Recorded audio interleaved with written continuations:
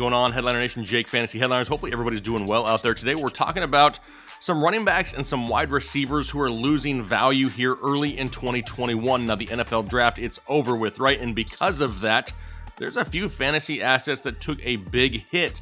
I am not saying that these guys are not draftable this year. That's not what this episode is all about. We'll do that later on in the offseason, but the value is just trending the wrong direction, right? Some of that may be good because we may get them at a cheaper price. Some of it may be bad because the volume just won't be there for them to be fantasy assets here this season, but we're not going to waste any more time. We're getting right into the list here. And why not start it off with a bang? I've been wanting to talk about James Robinson for a long time, and why not start it here right now? And this one hurts, right? Because so many people out there love James Robinson, myself included. If you've been a fan of this channel for any amount of time, you know that we were on the James Robinson bandwagon early. I think we dropped an article on Patreon, it was like May or June of last year, saying, hey, if James Robinson gets this opportunity, watch out, dude is going to be a stud. But I've been saying for weeks now that I'm not buying into James Robinson in 2020. I guess now that the NFL draft is over, that statement isn't quite as bold as I thought it was maybe going to be, and that's because the Jaguars went out at the number 25 overall pick and selected running back out of Clemson, Travis Etienne. I mean, you have a team with so many needs in Jacksonville. They had James Robinson. They have Carlos Hyde. Why did they go with a running back? Now, I get they wanted to reunite, I guess, Trevor Lawrence back with his college running back in Travis Etienne. I'm sure that had something to do with it. But Etienne is a special talent. Trust me, I like that kid a lot. There's a lot of people that have some knocks against him, and no, he's not, the next, Saquon Barkley coming into the NFL here in year one. I get that, but the talent is definitely there. Plus, after the draft, you had Urban Meyer come out and say, hey, we kind of view Etienne as a third down back. A third down back? At 25 overall, you're drafting a third down only back. Come on. Come on, Urban. We know better, Urban. I mean, they had other needs. Why not fill one of those other needs on maybe the offensive line and then grab a Kenny Gainwell or something later in the draft that could be your third down back? No. They drafted Travis Etienne, and he's going to see volume in this offense. Now, why was I off the James Robinson bandwagon before the draft? A lot of it had to do with Carlos Hyde. I mean, he was also the college running back of now head coach Urban Meyer. He really utilized him well at Ohio State. I expected him to eat into some of this work. And where did James Robinson really help? Where did he get that bump last year in fantasy football? It was a pass-catching upside. Well, if Etienne and Hyde are in the mix, is he still going to have that? He's going to become solely touchdown dependent because he's not going to see huge volume maybe anymore. And we know the Jaguars' offense isn't like elite by any means. They'll be improved, sure, but how many touchdown opportunities is he going to get? It's just a huge question mark now in Jacksonville. It's going to be something where, sure, James Robinson may have some solid weeks. We're going to see some big games from Etienne. Won't be surprised if we see a 2-touchdown game or two from Carlos Hyde at some random point throughout the season. It's going to be a full-blown committee there in Jacksonville, and I just don't love it. Plus, you don't draft Trevor Lawrence, number 1 overall, to just turn around and hand the ball off 30 times a game. They've increased their passing weapons. They've brought in Marvin Jones. Laviska Shenault should hopefully take a step forward here in the second year. DJ Chark there on the outside. They have options in Jacksonville, right? It's not just the James Robinson show. And as of right now, he's currently a second-round pick.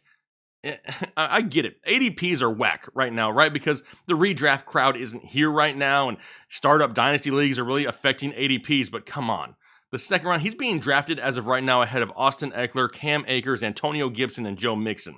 All 4 of those guys, I would take over James Robinson here this year in 2021, even though I hate to say that. What about another running back? What about Melvin Gordon of the Denver Broncos? And I was excited for Melvin. I mean, maybe for the first time in a long time for Melvin Gordon, but no Phillip Lindsay, right? He's no longer in town. And I talked about Melvin Gordon before the draft and said, listen, this guy has something to lose, and we really need to pay close attention to it because he was in line for a huge workload with no Phillip Lindsay there. And then Denver goes out in the second round and they draft Javonte Williams, running back out of North Carolina. One of the best overall running backs in this draft. If you don't believe me, head over to Headliner U. The link is down below. They did a full workup, a full scouting report on Javonte Williams. The kid is nice. I even hear some comparisons out there from others saying he's Nick Chubb-esque.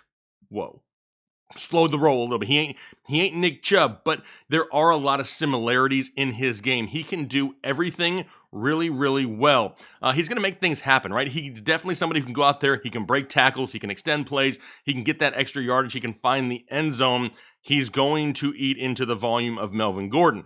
More so as we get further and further into the season. I'm not going to say he's going to come out there week one and out-touch Gordon by any means, but here's the thing.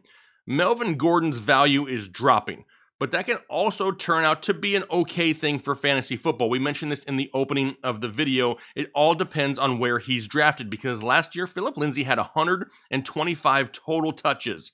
Melvin Gordon still finished running back 13 overall and half PPR scoring. Even with Javonte in the mix, Melvin Gordon still has top 24 upside. That's value at a certain point in the draft. It's still falling right now. A lot of people are going to say, oh, he's not getting the volume. He's dropping way down the draft boards. And that's cool. If we can get him there, maybe as our running back 3 this year, depending on how the hype goes throughout the offseason. I don't hate that whatsoever for a guy who still has top 24 upside. But as of right now, took a big hit after the NFL draft. What about a wide receiver in New York? What about Sterling Shepard? And I mean, dang, Sterling Shepard literally just lost in the first round of Eeny, Meeny, Miny, Mo, who's the odd man out in New York. Now, Giants fans are all up in their feelings. I get it. They did not like when we said that we didn't like the Kadarius Toney pick. And it has nothing to do with Kadarius Toney or his skill set. I just didn't like with the potential options. I would have preferred them go offensive line and just protect Daniel Jones that much more to utilize the weapons they already have. I like Kadarius Toney. I like the playmaking ability a lot.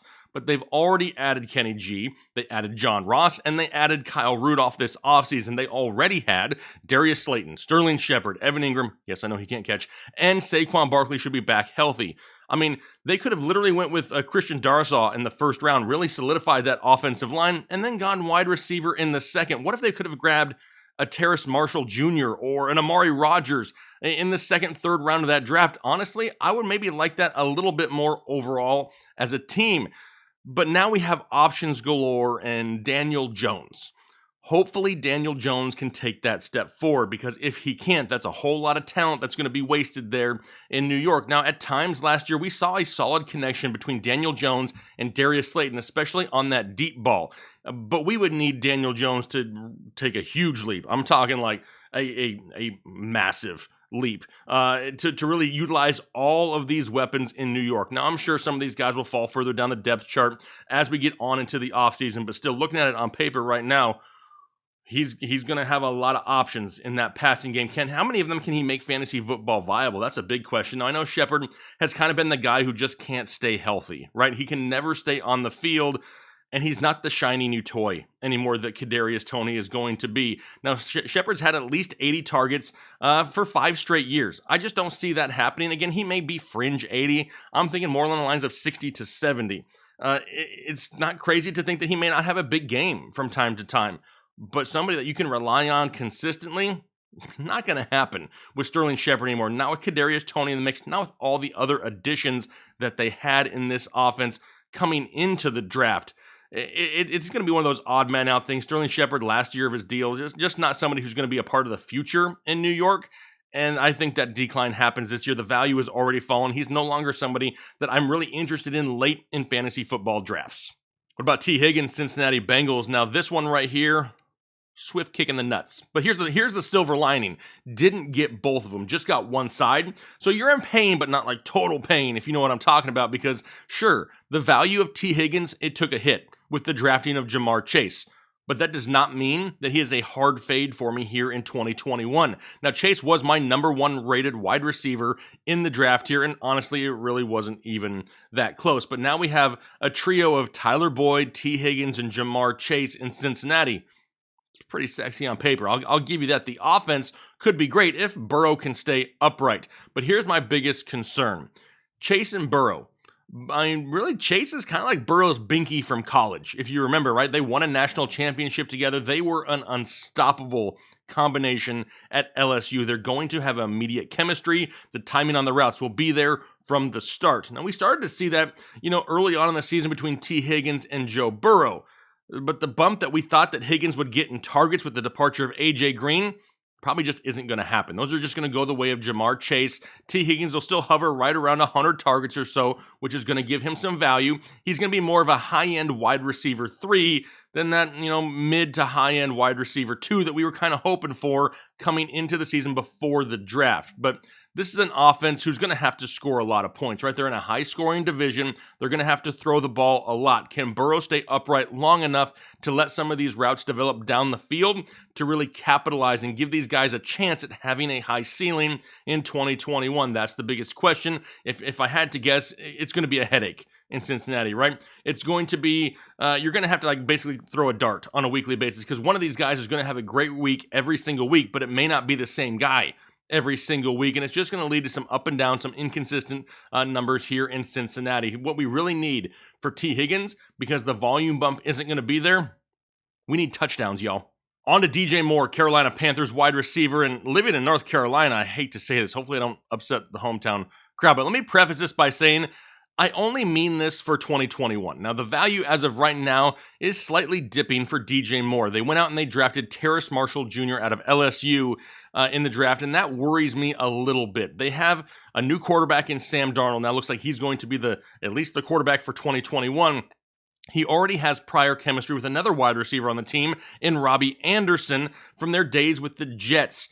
Now they draft Terrace Marshall Jr. Who's the offensive coordinator of the Carolina Panthers? It's Joe Brady. Where did Joe Brady coach in college? LSU. Who was one of his wide receivers? Terrace Marshall Jr. I mean, this is a wide receiver who actually had 13 touchdowns in 12 games in 2019 with LSU with Brady as the offensive coordinator.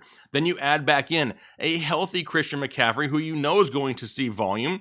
Are we really going to see DJ Moore hit that 118 plus targets that he's seen each of the last 2 years? I mean, they do have 97 vacated targets from Curtis Samuel, which is a good thing, but I really don't see a lot of that going the way of DJ Moore. It's just going to be absorbed by Terrace Marshall Jr. Now, what we really need to hope for here is that they move DJ Moore into the slot. That's going to give him more opportunities against nickelbacks and linebackers, and he would absolutely annihilate those guys. Leave Robbie Anderson and Marshall on the outside. Then all of a sudden, DJ Moore sliding into that Curtis Samuel role could be pretty nice. However, as of right now, we don't know how that's going to shake out and how it's going to happen. It's something we need to pay attention to. But as of right now, it's going to hurt the value of DJ Moore slightly. He'll still have huge weeks, right? DJ Moore is a talented wide receiver. It just may lead back to what we were talking about a little bit earlier and a little bit more inconsistent. Maybe it's Robbie Anderson's deep ball that has the big game. DJ Moore kind of an afterthought. It's just going to be hit and miss, maybe not as hopefully consistent as we were looking for here coming into the year, because DJ Moore is somebody who's not ever really been a big touchdown guy. He relies on volume. And if that volume isn't there, if he can't get to the numbers in which he's seen the past couple years, he may end up being overdrafted in fantasy football. Watch where his ADP lands here throughout the offseason. Don't reach for DJ Moore. I don't dislike him, but I'm not overpaying for him here this year either. Last wide receiver is going to be one from my hometown Arizona Cardinals. It's Christian Kirk. Now, Kirk out here looking like the kid who didn't get picked at dodgeball at recess, right? I mean, he's always struggled with injuries. He just can't stay healthy. He's never played a full season in his NFL career. And then Arizona goes out and drafts wide receiver Rondale Moore in the second round. Now, maybe you don't know much about Rondale Moore. Let's see, how can I describe him? Imagine Tyreek Hill, a little bit smaller, but a lot stronger. That is Rondale Moore. And I mean, we can't forget about Andy Isabella either. He's already in this offense. They've added A.J. Green this offseason. We don't know what's going to happen with Larry Fitzgerald. For sure, we know DeAndre Hopkins. He's still in the mix. I mean, Christian Kirk just standing there holding his... You know what I mean? He just doesn't have a whole lot of opportunity here in this offseason. It's the last year of his deal. He's not making a ton of money. We expect James Conner and Chase Edmonds to have a solid running game with Kyler Murray there. There's just not much left as far as touches go around for Christian Kirk. He may have one good game this season, maybe two, but they didn't go out and take Rondale Moore to not utilize this kid. How do they look on offense? Do they have A.J. Green, DeAndre Hopkins on the outside, and then a mixture of Isabella and Moore in the slot? What if they go four wide and Isabella and Moore are both on the field? Talk about some serious speed. And we know they like to run that air raid offense, those crossing routes across the field with that type of speed and on both sides. Oh, dear Lord. Cliff Kingsbury could have himself a heyday. It just looks like Christian Kirk's not a part of the future plans, and it's starting to unfold here. The more they get into the Cliff Kingsbury era, he's just losing way too much value, and he won't be somebody that I target in fantasy football here this year. All right, so those are a few running backs, a few wide receivers whose value is, dropping here in the offseason. Now, once again, I want to reiterate, I'm not saying that these guys are hard fades or I will not draft them. Absolutely. Everybody has a price except Ronald Jones. It just depends where they fall in fantasy football drafts. We want that value, and you don't want to pay for 2019 or 2020 production in 2021. It just doesn't make a whole lot of sense. So make sure we pay attention to these names as we get further on into the offseason. We greatly appreciate the support, and we want to know what you think. Who are a few names out there that you think their value is falling, but that you're still going to watch here throughout the offseason? That's what it's all about, is interacting with you guys, the community. We appreciate the support, and we look forward to those conversations. Hopefully you guys have a great rest of your day. We'll talk to you later.